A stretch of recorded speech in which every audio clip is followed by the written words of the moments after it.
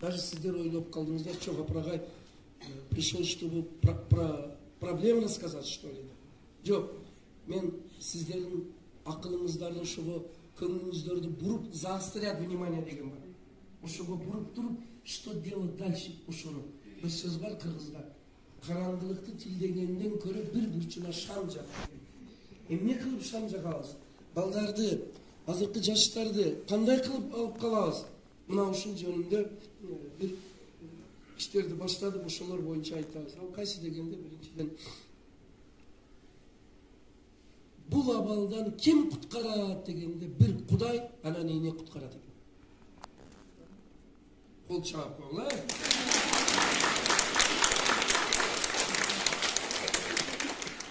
Эненин мээрими дүйнөнү сактайт экен. Настолько о бар болгону ошо энелерге бул абалдан, кризистик абалдан, эсиңерде болсо 91-92 жылда кризис болгон. Кыргызстанда бүт СНГде аялдар базарга чыгып, жүрүп туруп, үй бүлөсүн багып, күйөөсүн сактап калган эле. Эсиңерде болсо керек, апалар отурасың. Азыр дагы балдардын мындай оор акыбалдан алып чыгып кетиш коомдун дагы эле аялдарга өтө көп. Ошол үчүн басымды энелер мектебиге жасадык. Энелер мектебиде кандай маселе дегенде, жанагы проблемаларды чечиш үчүн, внимание, биринчиден энелер өзү окуш керек экен. Эне болушка даярданыш керек экен. Мен муну айтсам көп айтат. Энди төрөлүп, баланы төрөп, чоңойтуп, тамактандырып жатат, билет да деп. Да, физиология, эмизет, чоңойтуп, азыктандырат, сынап жеймиз, кийим алып берет. Бирок бул бардыгы эмес экен. Бул баланын психологиясы, педагогикасы, анын тарбиясы деген, внимание, целая наука экен. Ал үчүн энелер өтө чоң эмгек кылып окуш керек, и өтө чоң эмгек кылып өзүнүн мээримини балдарга бөлүш керек экен. Антпесе азыр бир сөз чыгып кетти. Идет парень молодой, компьютерной головой, каменной душой. Кайсы баланы көрсөң, IT-технология, компьютер, отлично знает. Привет-ответ, человеческие отношения, жокко эсеп. Внимание, кайсы бир даражада бир жагы замандын таасиры болсо, экинчи жагы кайсы бир даражада өтө чоң күчтөр жаштарды ошондой абалга алып барыш үчүн иштеп жатканы дагы мүмкүн. Сиздер билесиздер кандай киши. Азыркы күндө балдардын, жаштардын жан дүйнөсү үчүн өтө чоң күрөш кетип атат. Чоң күрөш кетип атат. Мүмкүн ким кайсы бир өтө чоң мамлекеттерге кыргыздын балдары, кыздары билимдүү, ыймандуу, адамгерчиликтүү болуп, кайрымдуу болушу не обязательно. Даже не надо. Ошондо биз барып алардан карыз алабыз, аларга көз каранды болобуз. Ал эми бизден акыл эстүү, билимдүү, ыймандуу, мекенчил, адамгерчиликтүү балдар чыкса эгер, Кыргызстанды жөн эле Швейцария кылып жүгөрөт. Аны каалабаган күчтөр бар. Бул тоже бир побочное влияние. Муну эсептен чыгарбаш керек. Тоже бар. Албетте өзүбүздө кемчиликтер бар. Бирок мен азыр глобальный масштабта айтып атам. Билип койсоңуздар, мүмкүн толук бир институттар иштеп атат ушул жакта. Толук бир институттар иштеп атат. Ар кандай көз караштар. Бир жагы агрессивдүү, Кудай сактасын, террористтик, бир жагы фанатизм, бир жагы караңгылык, бир жагы наркомания, дагы бир жагы суицид. Өтө чатак нерселер көп кетип атат. Байкалып көрүп атабыз да биз. Сиздер да көрүп атасыздар. Ушунда бая мен айткан, помнишь, дейт Адама дегенде энелер бир силкинип ойгонуш керек. Хватит вещизм, байлык, жан дүйнө топтош үчүн жүрүш мүмкүн мен балдарыма арнаймын, мээримди тарбияга арнаймын дегендей бул. Мына көбүнчө Японияны мисал келтирет. Сиздер билгениңиздер бар, билбегениңиздер бар. Ошо баласы 3 жашка киргиче аялды энени ишке албайт. Ошо бул сүткө, мээримге, эркеликке койсун, тарбиясын алсын, фундаментти алсын. Масаru Ibuka 3 жаштан кийин кеч деген китебин уккан болсоңор эгер, вот бүт основа ошол убакта түзүлөт. Бизде көбүнчө ишке чыгып кетет, ишке чыгып кетпесе бизнеске чыгып кетет. Же болбосо дагы башка маселелер. Ошого урматтуу энелер, мен бүгүнкү сөзүмдөн эмнеге заострять этип атамын? Эне болушка, ата эне болушка өтө чоң энергия менен окуп даярданыш керек.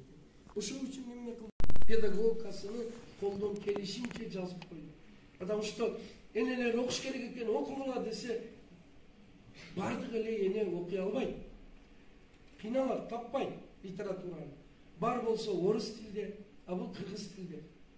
Же тескерисинче мына ушул энелерди окутуп, китебин жазып, анан энелерди окутуп 60 сааттык программа менен. Алгач таң калышты, жактырбады. 1-2 мынау лекцияны уккандан кийин көпчүлүк энелер айтып атат. Оказывается, биз энеминде эле жүрүппүз да. Өзүбүздүн функциональный обязанностьты дээрлик аткарбайт экенбиз. Биологиялык эне каганыга төрөлгөндөн кийин снабженец азыктандырып койгон, а 50%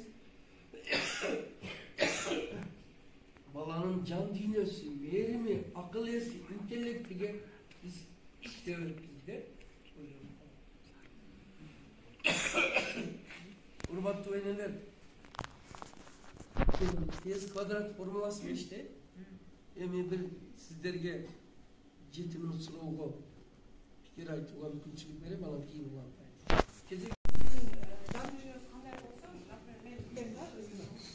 Мен настроением кандай болсо, мен үйүмдө дагы ошондой болот. Анан ошо мен өзүмдү постоянно жакшы настройдо алып жүрүш үчүн мен ошол мени каяктан алышым керек деген суроодо энергиям. Ошо 100% келип беришип, жок дегенде 80%. Анткени анда санда бир болот дагы баягы унутта калып, бул нерсе невыработанный болуп, унутта калып кете берет. Бул менин пикирим, баягы суроом эмес. Пикирим бул өтө жакшы демилге экен. Өзгөчө бир кыргыз тилдүү мектептер үчүн бул эң чоң эме берет да, биз результаттарды берет бул коомубузгачы. Мындай нерсеге көп эле ата-энелер тартсак, анан жана реклама, ошо айтып, мен мисалы отуруп эле ошо телефондон жиберип атам, абдан сонун өтүп атат, эме деп. Бул биринчи этап деп эсептейм, тепкичтин эң биринчи кадамы. Андан жеткирип, жакшы деп айта берсек, анан эртең уже толот, батпай калат. Анан ошентип коомдун көп ата-эненин аң сезимине жетет. Аң сезими жетип, анан коому аң сезим ойгонот, анан коом ойгонот, анан дальше көп результаттарды жаратабыз деп. Жарата элек деген ойдомун. Анан байма-бай ушу суббота, воскресенье демаш күндөрү өткөрүп турсаңыздар, биз мектептин завучтары, соцпедагогу укту. Байма-бай. Энди, конечно, ар неделя эмес, месяц раз. Вот Татьянанын ыры бар го, хоть редко, хоть в неделю раз деген. А биз хоть редко, хоть в месяц раз. Коллеги.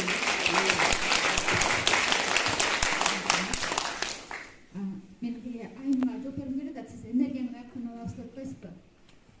Мындай караса, ошо эмелерде болот да түшүп, чарчайбыз. Менде деле ошондой болчу да. Угулуп атам, угулбай турган. Анан деген немелер энергияны алыш үчүн сиз окушуңуз керек көпчү. Көп окушуңуз керек, өзүңүздүн үстүңүздө иштешиңиз керек деп ойлойм да. Эртең менен кыргыздар, мисалы үчүн кыргыздар айтат го, угулуп эриктебиз да. Мен баягы жакшы нерсе уктум, азыр айтып кетейин да. Например, 2050 жылга барсаңар, бир да американец таппайсыңар дейт. 1300 жылга барсаңар, бир да француз таппайсыңар дейт. 1700 жылга барсаңар, бир дагы англичанин таппайсыңар дейт. 2000 жылга барганда бир да немец таппайсыңар. Андан ары барсаңар түрк элдерин табасыңар дейт. Бүт түрк элдерин алып салсаңар кыргызды табасыңар дейт да. Биз дегенде ушунчалык байып келгенбиз да. Анан бизде деген жакшы нерселер бар да, жанагы бата менен элгө көрөт, анан жерге көрөт депчи, эненин тилинде көп жакшы нерсе бар да. Эртең менен тургула, тилеңгиле, батаңарды бергиле да балаңардан тилекти айтып баштагыла, өзүңөрдү дарылап баштагыла, өзүңөр сүйүп баштагыла. Анан айтып атпайбы, күйөөңдү кантип оңдойм, күйөөңдү кантип оңдойм, анан жардам берет депчи. Өзүңүздү оңдоп баштасаң, сен күйөөң сизге кадаттан эмне кажется, оңой баштайт. Билим көп да, ага окуйм десеңиздер, интернетти күнүгө бир жарым саат окусаңыздар, угуп эле койсоңуздар көп нерсе аласыздар деп ойлойм. Сиздин эмеңиз абдан жакшы. Дагы бирөөнүн угалы анан дагы уланталы, э? Kim var? Bak. İkinci katındayız. Саламатсызбы?